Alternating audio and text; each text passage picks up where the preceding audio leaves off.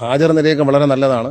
ഏതാണ്ട് കഴിഞ്ഞ ആഴ്ച ഓടിച്ച 93.7% വണ്ടികൾ നമുക്ക് ഓടിക്കാൻ കഴിഞ്ഞിട്ടുണ്ട്. ട്രിപ്പുകൾ നമുക്ക് ഓടിക്കാൻ കഴിഞ്ഞിട്ടുണ്ട്. 6.8% മാത്രമേ കുറവ് വന്നുള്ളൂ. കഴിഞ്ഞ ചൊവ്വാഴ്ചയും ഇന്നത്തെ ദിവസമായിട്ട് ഈ സമരത്തിൽ പങ്കെടുക്കാതെ ബഹുഭൂരിപക്ഷം ജീവനക്കാരും രാഷ്ട്രീയം നോക്കാതെ സമരത്തിൽ പങ്കെടുത്തില്ല എന്നുള്ളത് വളരെ സന്തോഷവും അവരോട് പ്രത്യേകമായ നന്ദിയും ഞാൻ അറിയിക്കുകയാണ്. അവരുടെ ഡിപ്പാർട്ട്മെന്റിനോട് KSRTCയോടും കാണിച്ച പ്രതിബദ്ധത, ആ സ്ഥാപനത്തിന്റെ നിലനിൽപ്പിന് വേണ്ടി അവർ കാണിച്ച ആത്മാർത്ഥത, അതുപോലെ തന്നെ ജനങ്ങളോട്, കേരളത്തിലെ ജനങ്ങളോട്, പൊതുയാത്രാ സംവിധാനം ഉപയോഗിക്കുന്ന സാധാരണക്കാരായ ജനങ്ങളോട് KSRTCയിലെ മറ്റ് സമരത്തിൽ പങ്കെടുക്കാതിരുന്ന ജീവനക്കാർ കാണിച്ച ഒരു മാന്യതയിലും അവരോട് നന്ദി അറിയിക്കുകയാണ്. ചില ബസ്സുകൾ തകർക്കുന്ന രീതിയിലുള്ള ഇടപെടലുകൾ ഉണ്ടായി എന്നൊക്കെ വാർത്തകൾ ഉണ്ട്. അതെ, അത് സത്യമാണ്. അത് വാർത്തകൾ കറക്റ്റാണ്. കാരണം ബസ്സുകൾ ഏതാണ്ട് 7-8 ബസ്സോളം കൊട്ടാരക്കരയിൽ ഡാമേജ് ആക്കി. അത് ക്യാമറ ഇല്ലാത്ത സ്ഥലം നോക്കി. കാരണം ബസ് സ്റ്റേഷന്റെ പുറത്ത് കിടന്ന വണ്ടികളല്ല ഡാമേജ് ആക്കിയത്. ബസ് സ്റ്റേഷന്റെ റോഡിൽ പാർക്ക് ചെയ്യുന്ന ഒരു വണ്ടിക്കും ഡാമേജ് ഇല്ല. ബസ് സ്റ്റേഷന്റെ ഉള്ളിലുള്ള ക്യാമറ ഇല്ലാത്ത സ്ഥലം നോക്കി അവിടെ തന്നെ ഉള്ള ആളുകളായിരിക്കും, അല്ലാതെ അവിടെ ക്യാമറ ഇല്ലാന്ന് സാധാരണക്കാർക്ക് അറിയില്ല. സാധാരണക്കാർക്ക് വയറ് വലിച്ചു പൊട്ടിച്ചിട്ടൊരു കാര്യമില്ല. ഇന്നത്തെ സമരം വിജയിപ്പിക്കുന്നതിന്റെ ഭാഗമായിട്ട് ട്രിപ്പുകളെല്ലാം ഓടും എന്ന് കണ്ടപ്പോൾ ചില ആളുകൾ അതൊരു അക്രമ പ്രവർത്തനമായിട്ട് വണ്ടി പൊതുമുതൽ നശിപ്പിച്ചു. പൊതുമുതൽ നശിപ്പിച്ചതിനുള്ള കേസ് എടുത്തിട്ടുണ്ട്. ഡിപ്പാർട്ട്മെന്റ് തല അന്വേഷണം തുടങ്ങി, പോലീസ് അന്വേഷണം തുടങ്ങിയിട്ടുണ്ട്. FIR ഇട്ട് DYSPയുടെ നേതൃത്വത്തിൽ ഞാൻ നേരിട്ട് DGP ആയിട്ടും മറ്റും സംസാരിച്ചിട്ടുണ്ട്. ഒരു വിട്ടുവീഴ്ചയ്ക്ക് തയ്യാറല്ല. അതിൻ്റെ യഥാർത്ഥ പ്രതികളെ കണ്ടെത്തുകയും അവരെ നിയമത്തിന് മുമ്പിൽ കൊണ്ടുവരും. അതോടൊപ്പം KSRTC ജീവനക്കാരാണ് ചെയ്തതെങ്കിൽ അവരെ പിരിച്ചുവിടും. ഈ താൽക്കാലിക ജീവനക്കാർ ഇന്ന് ജോലിയുടെ ഭാഗമായിട്ട് അത് നിയമവിരുദ്ധമാണ്. ഇല്ല, മാക്സിമം ആൾക്കാർ വന്നിട്ടുണ്ട്. അവർ മാക്സിമം വന്ന് പങ്കെടുത്തിട്ടുണ്ട്. അവർ വന്നിട്ടുണ്ട്. നിയമവിരുദ്ധമൊന്നുമില്ല. KSRTC ബദലി എന്ന സംവിധാനം വരേണ്ടവർ വന്നില്ലെങ്കിൽ ബദലി എടുക്കാനായിട്ട് കോടതി ഉത്തരവുള്ളതാണ്. നിയമലംഘനമൊന്നുമില്ല. അതൊക്കെ വെറുതെ പറയുന്നതാണ്. എന്തെങ്കിലും ഇത് നശിപ്പിക്കാൻ, ഈ ഒരു പ്രസ്ഥാനത്തെ നശിപ്പിക്കാൻ, ഇത് കരകയറണമെന്ന് നമ്മളെല്ലാവരും ആഗ്രഹിക്കുമ്പോൾ ഇത് നശിപ്പിക്കാനുള്ള ചില വാർത്തകളാണ്. അതിനെയൊന്നും അത്തരം വാക്കുകളെയും അത്തരം ശബ്ദങ്ങളൊന്നും ദയവ് ചെയ്ത് മുഖവിലേക്ക് എടുക്കാതിരിക്കുക. ഇതിനെ ഒറ്റക്കെട്ടായി നിന്ന് ഒന്ന് രക്ഷിച്ചെടുക്കുന്നത് KSRTCയുടെ കേരളത്തിലെ ജനങ്ങളുടെ ഒരു ആഗ്രഹമാണ്. KSRTC നന്നായിരിക്കുന്നത്.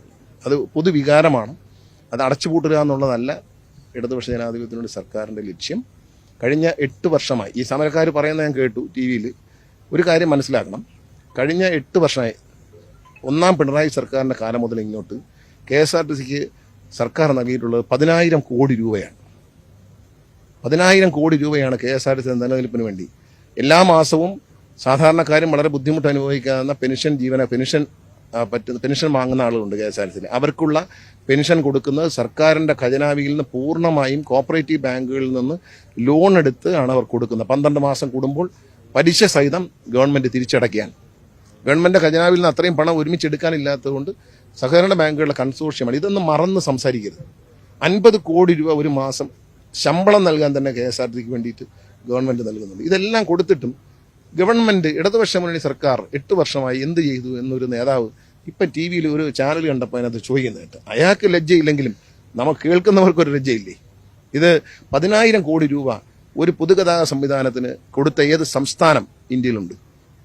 8 വർഷം കൊണ്ട് 10,000 കോടി രൂപ ഒരു പൊതുഗതാഗത സംവിധാനത്തെ, ഇത്രയും ജീവനക്കാരെ, 23,000 ജീവനക്കാരെ നിലനിർത്താനും ഈ ഒരു സംവിധാനം നിലനിർത്താൻ വേണ്ടി കൊടുത്ത ഏത് സർക്കാർ ഈ രാജ്യത്തുണ്ട്?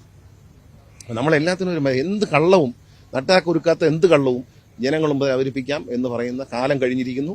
അതുകൊണ്ടാണ് ഈ ഒരു വണ്ടി നശിപ്പിച്ച, ഒരു 8 വണ്ടികൾ നശിപ്പിച്ച ഒരു ഗ്രൂപ്പുണ്ട്. ആ ഗ്രൂപ്പിനെ കുറിച്ച് ആരെങ്കിലും ഒരാൾക്ക് നല്ല അഭിപ്രായമുണ്ടോ?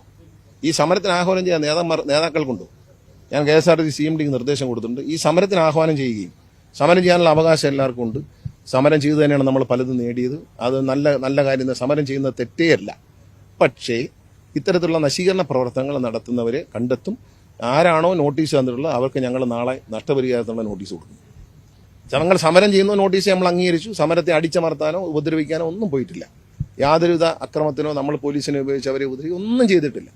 മാനേജ്മെന്റ് വണ്ടികൾ ഓടിച്ചു. മറ്റ് ഹാജരായ ജീവനക്കാരെ വെച്ചുകൊണ്ട് അന്തസ്സായിട്ട് കേരളത്തിൽ വണ്ടി ഓടിച്ചു.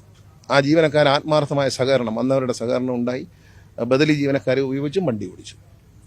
പക്ഷേ സമരം ചെയ്യുമ്പോൾ പിന്നെ ബദലി ജീവനക്കാർ നിയമവിരുദ്ധമാണെന്നൊക്കെ പറയുന്ന ഉടനെ കേട്ടിട്ട് ആരും വരണ്ട കേട്ടോ, എല്ലാം അടച്ചിട്ടേക്കാം എന്നും പറയാൻ സർക്കാരിന് പറ്റില്ല. പിന്നെ ആ വണ്ടി നശിപ്പിച്ചിട്ടുണ്ടെങ്കിൽ അതിൻ്റെ ആ വണ്ടി കളക്ഷൻ കിട്ടുന്ന ഒരു ഉദാഹരണം, തിരുവനന്തപുരത്ത് നിന്ന് നാഗർകോവിൽ എന്ന വണ്ടിയാണ്. ഒരു ദിവസം ആ വണ്ടിക്ക് ഏതാണ്ട് 5,000-6,000 രൂപ ലാഭമുണ്ട്. ഓടി തിരിച്ചു വരുമ്പോൾ 5,000 രൂപ ലാഭം കൊണ്ടുവന്ന വണ്ടിയാണ് ശരാശരി. ആ വണ്ടി ഓടായിരുന്നെങ്കിൽ ആ വണ്ടിക്ക് വന്ന ഡാമേജ് മാത്രമല്ല ആ വണ്ടി ഓടായിരുന്നതിൻ്റെ നഷ്ടപരിഹാരം കൂടി തരേണ്ടി വരും. സമരം ചെയ്യുന്നേ പറഞ്ഞുള്ളൂ, ഞങ്ങൾ ഹാജരാകില്ല, വണ്ടി ഓടിക്കില്ല, ഞങ്ങൾ വണ്ടി നശിപ്പിക്കും എന്ന് നോട്ടീസിൽ പറഞ്ഞിട്ടില്ല. അതൊരു ശരിയുള്ള കാര്യമല്ല. അത് ഇന്നത്തെ കാലത്ത് നമ്മുടെ ഒരുപാട് കാലം മാറി, നമ്മുടെ ജനങ്ങൾ ഒരുപാട് മാറി, വിദ്യാസമ്പന്നരാണ്, അവർ അഡ്വാൻസ്ഡ് ആയിട്ട് ലോകത്തെ കാണുന്നവരാണ്. അവരെ മുമ്പിൽ ഇത്തരം പരിഹാസ്യമായ കാര്യങ്ങൾ ചെയ്യാതിരിക്കുക. അതിന് ഒരു വിട്ടുവീഴ്ച ഉണ്ടാവില്ല കാര്യത്തിൽ.